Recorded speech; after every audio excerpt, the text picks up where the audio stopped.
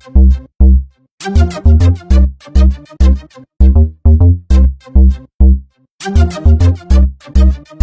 a été pris en photo à plusieurs reprises par cet automobiliste. Et alors, vos déductions à vous, en tant que spécialiste alsacien du loup, c'est que c'est un individu qui serait en transit Oui. par l'Alsace. Alors ce qu'on appelle le front de colonisation, comme il y a 2 ans dans le Korosberg, quasi au même endroit, quelques kilomètres encablures de là, le loup revient sur ces terres en quelque sorte en Alsace depuis 2011 et on a des loups qui viennent des Alpes principalement, du Jura, qui sont italiens et qui s'installent. Alors là, il est que en transit parce qu'il est sans doute en recherche d'un territoire, mâle ou femelle, on ne sait pas encore, il faudra de l'ADN pour ça, et pour s'installer sur un nouveau territoire pour éviter ce qu'on appelle la consanguinité. Et donc les loups font des bonds comme ça de 100, 200, 300 km depuis leur meute d'origine à des moments précis, notamment au printemps, quand il y a la saison de reproduction, février-mars.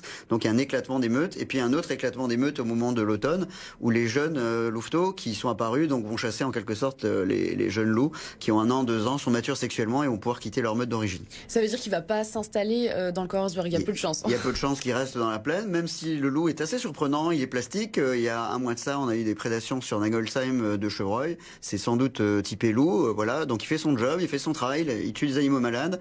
On a besoin du loup dans la biodiversité puisque c'est une espèce parapluie qui protège l'ensemble des autres espèces. Donc c'est très important qu'on ait effectivement quelques loups. Mais là, c'est pas encore une meute puisqu'on parle de meute à partir d'un couple dominant, ce qui n'est pas encore le cas.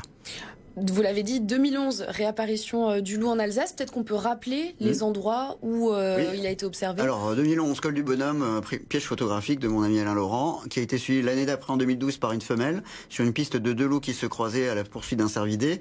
Là, on avait le couple dominant, mâle et femelle, ce qui forme une meute, et des louveteaux qui sont nés en 2013, puisque j'ai participé au hurlement provoqué, et on a entendu 2 cris plus stridents.